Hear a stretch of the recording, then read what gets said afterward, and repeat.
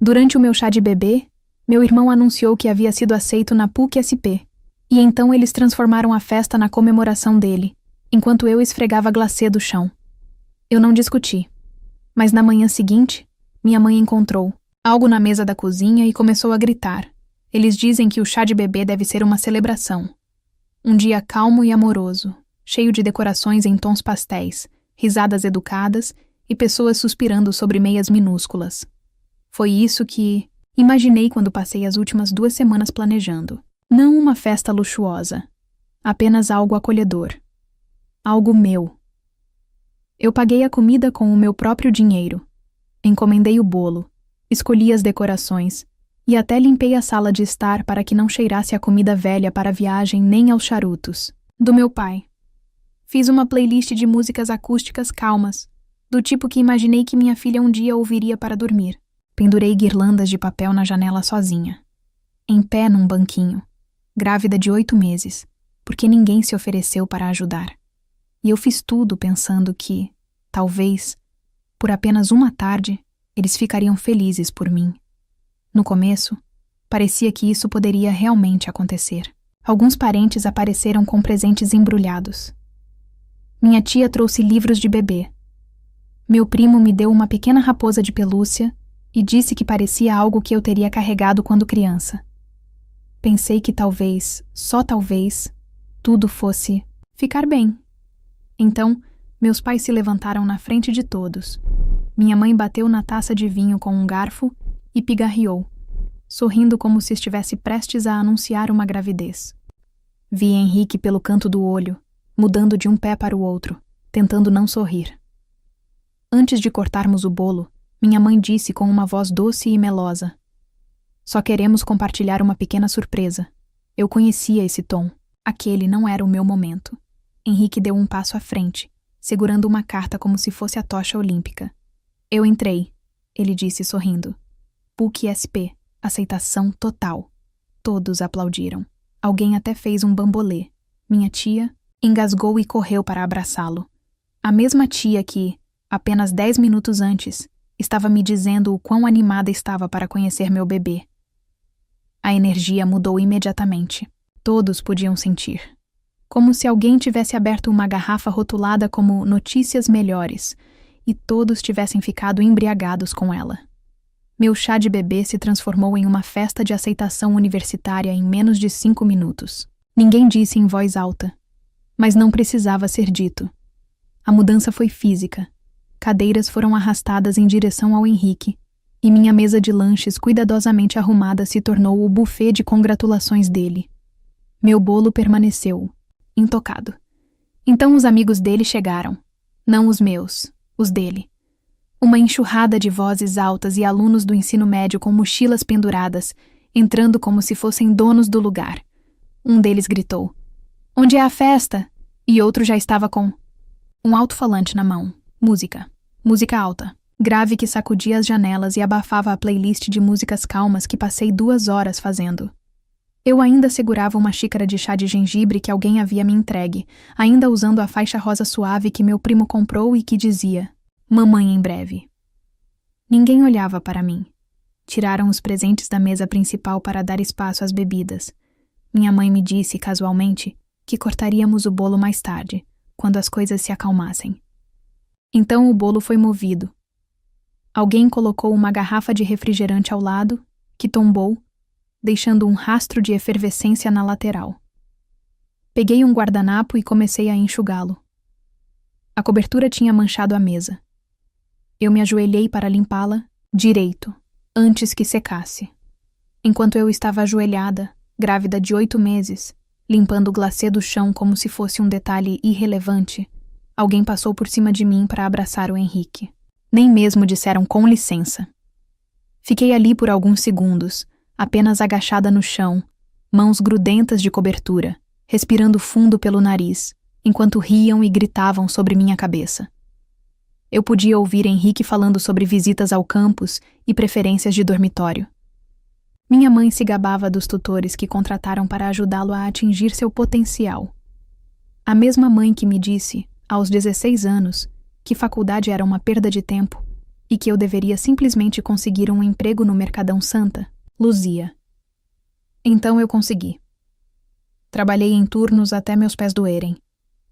Depois voltava para casa e empacotava caixas de remessa para minha pequena loja, a loja Bela Compra. Descobri tudo por conta própria. E, quando meu negócio começou a crescer, não pedi nada a eles. Paguei contas, economizei, comprei esta casa com dinheiro que eles nem sabiam que eu tinha. Mas, de alguma forma, eles ainda acreditavam que era deles. Minha mãe disse uma vez: teve sorte de poder morar em casa durante a gravidez. Ela disse isso como se estivesse me fazendo um favor, esquecendo que eu paguei muitas contas deles e até parte da tutoria do Henrique no ano passado. Tudo isso passou pela minha cabeça enquanto eu me levantava lentamente. Com os guardanapos grudentos ainda nas mãos, olhei ao redor da sala. Minha decoração estava amassada. Minha faixa com o nome do bebê havia sido empurrada para o lado para dar espaço a uma placa desenhada à mão que dizia: "Parabéns, Henrique." Eu não chorei. Não gritei. Fui até a cozinha, lavei as mãos, sequei-as em um pano de prato e fui para o meu quarto. Fechei a porta. Sentei na cama. Minhas costas doíam. Meus pés estavam inchados, mas minha cabeça estava limpa. No final do corredor, a música batia como um pulso que não me pertencia. Peguei meu celular, abri uma pasta que vinha construindo silenciosamente por semanas. Eu não discuti, mas também não esqueci. Eu costumava pensar que as coisas eram iguais quando éramos pequenos. Que éramos apenas duas crianças na mesma tempestade, tentando ficar secas sob o mesmo teto com goteiras. Mas quando olho para trás agora, realmente olho, consigo ver como a balança sempre pendia. Mesmo nas pequenas coisas. Quando eu tinha 6 anos, e Henrique tinha 4, ele jogou minha boneca favorita no rio. Eu chorei por 1 hora. Minha mãe me disse que a culpa era minha por deixá-la onde ele pudesse alcançar. Quando eu disse que não era justo, ela me mandou ir para o meu quarto por responder: Henrique ganhou sobremesa, e naquela noite eu não ganhei. Na 3ª série, fiquei em 2º lugar na competição de soletração. Cheguei em casa radiante, segurando a fita como se fosse feita de ouro.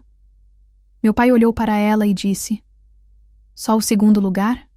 Talvez no ano que vem." Quando o Henrique ganhou uma medalha de participação em um torneio de futebol, fizeram uma festa com pizza para ele. Quando eu tirei 9 em uma prova de matemática na 8ª série, meu pai disse: "Bem, pelo menos você está tentando." Quando o Henrique tirou a mesma nota 1 ano depois, ele ganhou um professor particular e uma palestra completa sobre como desbloquear sua genialidade.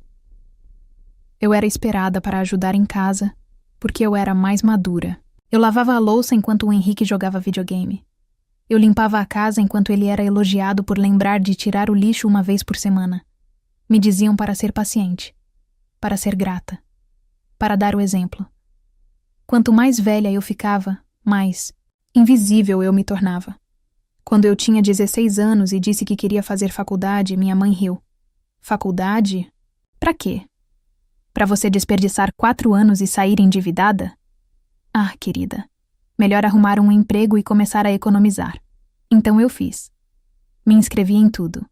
Mercadão Santa Luzia, armazéns, lojas de varejo. Consegui um emprego numa loja de roupas com desconto e trabalhei no salão durante a Black Friday, enquanto o Henrique ainda estava no ensino médio. Quando ele fez 16 anos, ganhou um notebook novo, 3 professores particulares para se preparar para o vestibular. Meus pais fizeram até um pequeno empréstimo para pagar tudo. Chamaram de investimento. Nunca me perguntaram se eu precisava de ajuda com qualquer coisa. Lembro de uma vez, aos 17 anos, em que sofri um pequeno acidente de carro a caminho do trabalho. Não me machuquei, só fiquei abalada. Liguei para minha mãe do acostamento. Ela suspirou e disse: "Você devia ter sido mais cuidadosa." 2 anos depois, o Henrique amassou o para-lama num estacionamento. Meu pai saiu mais cedo do trabalho para falar com ele. E no final, contou para todo mundo no jantar o quão adulto o Henrique tinha sido por ligar para ele aos 19 anos. Comecei minha loja virtual, a loja Bela Compra. Era pequena. Revendia itens em liquidação e enviava do meu quarto. Embalava os pedidos à noite, às vezes adormecia ao lado da impressora. Nunca contei para ninguém quantas devoluções eu tive que engolir. Quantas vezes os atrasos nos correios deixavam os clientes furiosos. Eu apenas continuava. E aos poucos funcionou. Não era glamuroso, não era chamativo, mas era meu. E já era estável o suficiente para eu largar o emprego. E o suficiente para construir algo real. Quando comprei uma casa, não contei imediatamente para os meus pais. Só os convidei e entreguei as chaves. Minha mãe chorou. Meu pai deu um tapinha nas costas do Henrique e disse: "Agora sua irmã tem um lugar onde a gente pode ficar todos juntos." Eles se mudaram no mês seguinte. Nunca perguntaram se deviam contribuir. Nunca se ofereceram para dividir as contas.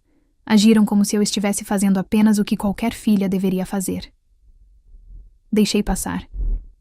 Disse a mim mesma que era temporário. Pensei que talvez, se eu desse o suficiente, eles finalmente me enxergariam. Quando contei que estava grávida, esperei choque, decepção, qualquer emoção. O que recebi foi pior. "Ah", disse minha mãe, piscando. "Então tá acontecendo." Meu pai só perguntou se o pai da criança estava comigo. "Não", respondi. Eles assentiram. Sem acompanhamento. Sem parabéns. Contaram para o Henrique no jantar da noite seguinte. Ele riu e fez uma piadinha. "Acho que vamos ter que proteger o Xbox de criança agora, né?" Eu continuei fazendo tudo, porque era mais fácil do que chorar. Quando me ofereci para contratar alguém meio período para me ajudar nos pedidos e poder descansar nos últimos meses da gravidez, meu pai perguntou: "Tem certeza de que dá para pagar isso e ainda cobrir as taxas de inscrição do Henrique?" Eu queria poder dizer que foi nesse momento que eu surtei. Mas não foi. Foi só mais uma pedra em um bolso já cheio.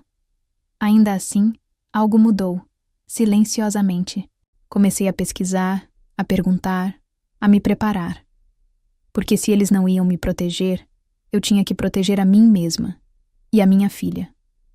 Não queria que as primeiras memórias dela fossem de mim limpando a bagunça de gente que só me via como um recurso. Não queria que ela aprendesse que amor precisava ser conquistado com silêncio e sacrifício.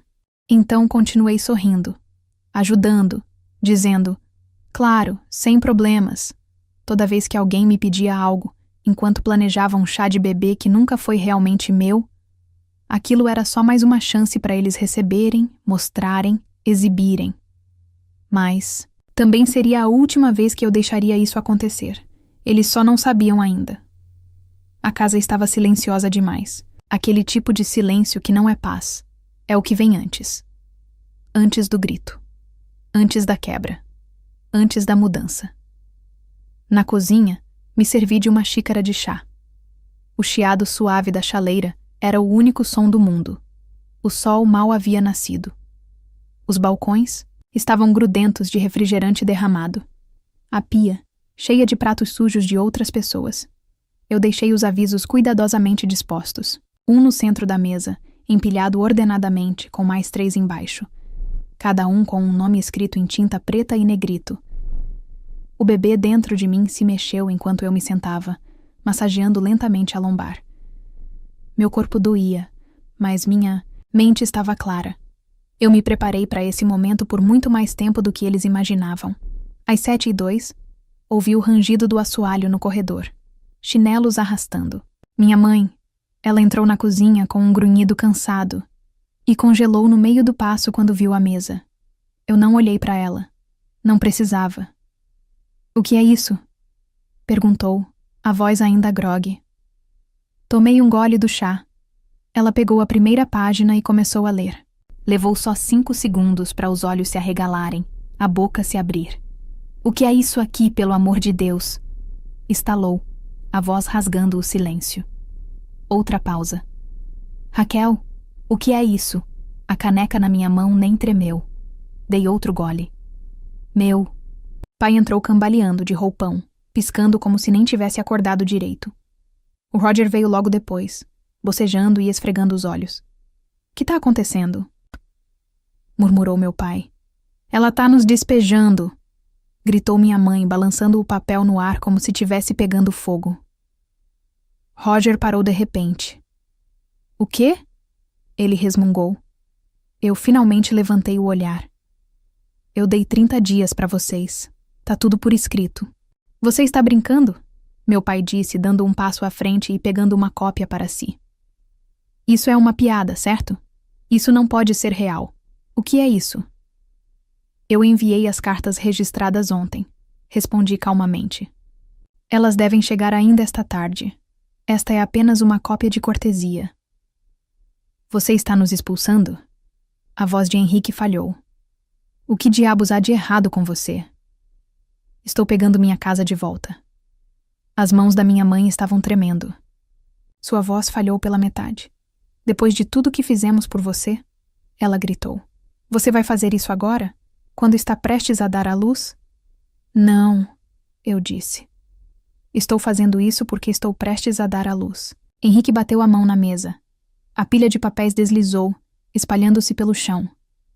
Você está exagerando, ele gritou. Foi uma festa idiota que ficou um pouco barulhenta. Pelo amor de Deus, Raquel, foi só uma festa. Levantei-me, devagar. Você arruinou meu chá de bebê. Transformou aquilo em uma noite de bagunça. Deixou pessoas que eu nem conhecia destruir coisas em minha casa, enquanto eu esfregava glacê do chão como se fosse a maldita empregada. Estávamos comemorando, ele gritou. Nem era um grande problema até você fazer disso um. Minha mãe contornou a mesa como se fosse me bloquear fisicamente. Esta não é apenas sua casa, ela chorou. Já vivemos aqui há alguns anos. Sim, eu disse. Aluguel atrasado. Meu pai deu um passo à frente com os braços estendidos como um mediador. Vamos lá, ele disse. Somos uma família. Isso são só emoções à flor da pele. Você realmente não quer que a gente vá embora. Vamos limpar. Vamos pedir desculpas. Vamos consertar. Olhei para ele. Não, eu disse. Você vai me fazer pensar que estou exagerando, como sempre faz. Depois vai voltar a fingir que esta casa e minha vida são suas para administrar. O rosto da minha mãe estava agora de um vermelho vivo. Ela parecia que ia explodir. Ingrata, ela gritou. Você acha que é melhor do que nós só porque abriu uma loja virtual idiota? Acha que isso te torna especial? Nós fazemos tudo por você. Nós nos sacrificamos por você. Soltei uma risada curta, um suspiro de descrença. Vocês me sacrificaram por Henrique. Sempre foi por ele. O maxilar do meu pai se contraiu. Isso não é verdade. Virei-me para ele. Quando eu quis fazer faculdade, você disse que era uma bobagem. Quando o Henrique quis, vocês gastaram bastante dinheiro em professores particulares. Quando eu trabalhava no turno da noite, vocês me mandaram parar de reclamar. Quando o Henrique trabalhou num emprego de verão, vocês o chamaram de responsável. Eu paguei o financiamento. Eu comprei esta casa. E vocês ainda disseram que foi esforço de todos. Henrique empurrou a cadeira para trás. Você estava esperando para fazer isso. Estava planejando o tempo todo, não é? Sim, eu disse. Estava. Ele me olhou como se eu o tivesse esfaqueado. Você está jogando sua família na rua por causa de uma festa idiota? Por um momento? Isso é doentio. Não foi um momento, respondi. Foram todos os momentos, por anos. Isso só deixou tudo mais evidente. Minha mãe caiu numa cadeira e começou a chorar alto, com soluços dramáticos, como uma atriz de novela. Como vamos viver? Para onde devemos ir? O que as pessoas vão pensar? Não é mais problema meu, eu disse. Não vamos embora. Ela estalou, de repente, os olhos selvagens. Você não pode nos fazer sair. Não pode simplesmente jogar seus próprios pais na rua. Posso sim, eu disse. E já fiz. Ela olhou para o papel ainda em sua mão. Seus lábios se moveram enquanto lia as palavras de novo, como se isso pudesse mudá-las. Isso não é legal, ela sussurrou. Alcancei a gaveta e puxei uma pasta. Dentro estavam cópias da escritura, o aviso, os recibos de envio por correio certificado. Coloquei tudo com delicadeza sobre a mesa. É legal, sim, eu disse. Me certifiquei disso. Henrique pegou a pasta e a arremessou pela sala. Os papéis se espalharam como flocos de neve. Você não tem coração, ele disse. Tenho sim, respondi. E finalmente estou protegendo o meu. O silêncio voltou. Não o tipo desconfortável de antes. Esse era pesado. Eu fiquei ali, cercada pela bagunça que eles fizeram. E pela primeira vez em anos, não era minha responsabilidade limpar. Quero vocês todos fora até o fim do mês, eu disse. Chamei um amigo para ajudar com as malas, se precisarem. Você não está falando sério, meu pai disse. Vai mudar de ideia. Olhei nos olhos dele. Não, eu disse. Não vou. Então me virei e voltei para o meu quarto, passando pelas fitas rasgadas, os balões murchos e as bordas rasgadas da faixa que uma vez soletrara o nome da minha filha. Eles me apagaram. Mas eu estava farta de ser invisível. Os primeiros 3 dias foram estranhamente silenciosos. Silenciosos demais. Eu meio que esperava mais gritos, portas batendo. Mas em vez disso, a casa se acomodou num limbo esquisito, onde ninguém me olhava, e eu também não tentava ser vista. Eles se moviam como fantasmas. Henrique parou de tocar música alta no quarto. Minha mãe parou de fingir que limpava a cozinha. Ela nunca limpou de verdade. Meu pai ficou sentado na varanda por horas, com a mesma xícara de café quase intocada. Mas eu sabia que o silêncio não duraria. No 4º dia, as ligações começaram. Primeiro a tia Marlene, depois o tio Marcos, depois uma amiga da minha mãe da igreja, que não falava comigo há mais de 3 anos, de repente me mandou uma mensagem. Estamos realmente preocupados com você, querida. Preocupados. Era óbvio que minha mãe tinha começado sua campanha. Estava me pintando como uma pessoa hormonalmente instável, dizendo que provavelmente eu não estava pensando direito por causa da gravidez, que eu estava tomando decisões precipitadas. Ela disse a alguém. Não queremos estressá-la, mas ela precisa de ajuda. Vi a mensagem encaminhada por uma prima. Eles estavam dizendo que preocupação era amor, como se fosse algum tipo de pressão emocional projetada para me fazer sentir como a vilã. No dia seguinte, meu pai pediu para conversar. Vamos começar a contribuir, ele disse. Contas de aluguel. Deveríamos ter feito isso antes. Ele falou como se fosse uma oferta de paz, como se isso apagasse tudo o que veio antes. Fazia anos, eu disse. Você não esqueceu. Você escolheu não fazer isso. Ele assentiu e acrescentou. Mas pense no que isso parece para o resto da família. Era a velha carta da vergonha. Eu apenas sorri e fui embora. No 7º dia, Henrique tentou uma tática diferente. Conversei com o treinador Silvio. Ele disse durante o jantar. Se eu adiar 1 ano, posso perder minha bolsa. Temos que nos mudar agora mesmo. Eu não consigo me concentrar, não consigo nem dormir. Assenti, mas ele explodiu. Você nem se importa. Você não se importou quando eu estava grávida de 8 meses e esfregando a cobertura do chão. Ele bateu os talheres e saiu furioso. No 10º dia, recebi uma ligação da minha sócia. Ei, só um aviso, ela disse hesitante. Alguém me enviou um e-mail anonimamente dizendo que você é emocionalmente instável e pode não conseguir administrar o negócio depois que o bebê nascer. Eles sugeriram que eu começasse a procurar uma nova liderança. Meu estômago embrulhou, mas só por um momento. Tirei uma captura de tela do e-mail e comparei a linguagem com as mensagens que minha mãe havia me enviado antes.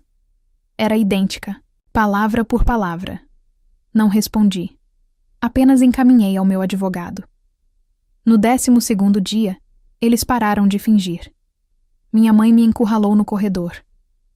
Eu sei que você acha que é forte agora. Ela sibilou. Mas quando o bebê nascer e você estiver exausta e sobrecarregada, veremos quanto tempo isso vai durar. Não volte rastejando quando perceber que precisa de nós. Olhei nos olhos dela. Eu já percebi que não. No 16º dia, o oficial de justiça entregou uma carta. Meu pai abriu, leu e deu um soco na parede. Processo judicial.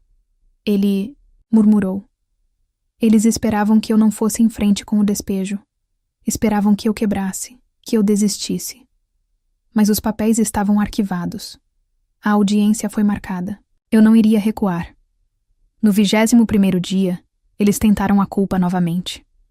Minha mãe soluçava alto na sala de estar. Alto o suficiente para que os vizinhos provavelmente ouvissem. Ela listou tudo o que já tinha feito por mim. Como me deixou morar em casa. Como cuidou de mim durante a gravidez. Como sacrificou sua paz por mim. Eu estava no meu quarto, com fones de ouvido, terminando as atualizações do registro do bebê. No 25º dia, Henrique chamou a namorada e disse em voz alta na cozinha: "Ela é louca. Vai arruinar a vida do filho dela sem a gente." Entrei, olhei para a namorada dele, que estava no chá de bebê, e disse: "Você ajudou a arruinar meu chá de bebê. Talvez queira ir embora, antes que eu faça uma lista de todos os menores, de idade que estavam bebendo naquela noite, e denuncie com seu nome incluído." Ela empalideceu. Foi embora. No 28º dia, eles começaram a fazer as malas. Apareciam como fantasmas no corredor. Um mala aqui, uma caixa ali. Eu não me regozijei, não sorri. Apenas esperei. No 30º dia, a casa estava meio vazia. Meu pai não disse adeus. Simplesmente saiu sem olhar para trás. Minha mãe estava no saguão, braços cruzados, lágrimas nos olhos. "Você vai se arrepender disso", ela sussurrou. "A família é para sempre."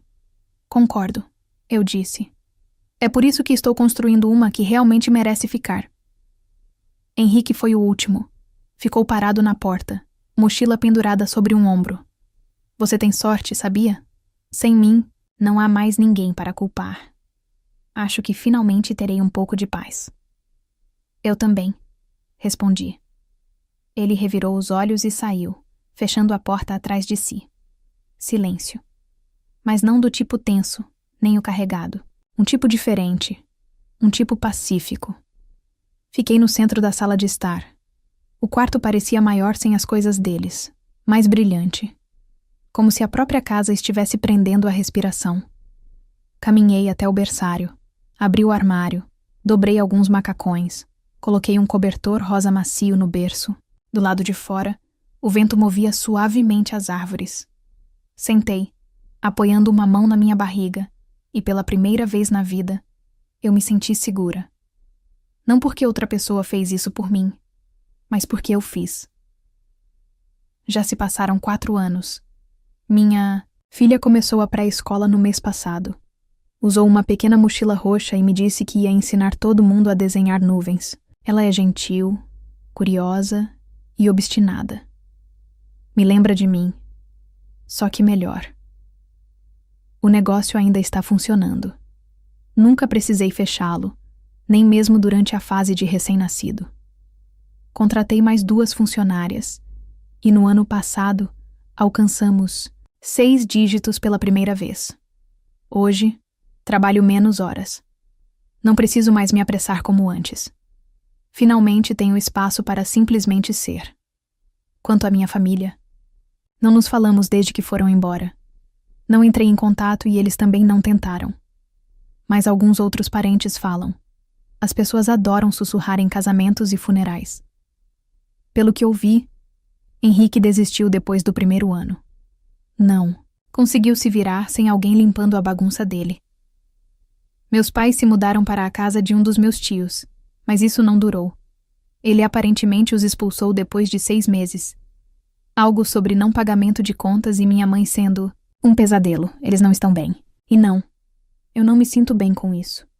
Mas também não me sinto culpada. Dei a eles chance após chance. Pedi o mínimo necessário. E quando se recusaram a dar, finalmente parei de oferecer tudo. Algumas pessoas dizem que família é incondicional. Mas eu acho que o respeito que deve ser, ponto de qualquer maneira, essa é a minha situação atual. Você acha que eu fiz a coisa certa? Me avise nos comentários. Agora me diz, você já teve um momento especial roubado por alguém da sua própria família? Como lidou com isso? E você acha que os pais devem tratar os filhos de forma igual ou adaptar o tratamento conforme suas necessidades? Escreve aqui nos comentários. Eu quero muito saber. Se você gostou do vídeo, clica em curtir e se inscreve. No canal também assim você não perde nenhuma história emocionante. E não esquece, deixa também um comentário com uma classificação de 1 a 10 para mostrar o quanto você gostou. Assista também ao vídeo que agora está aparecendo na sua tela. Até breve!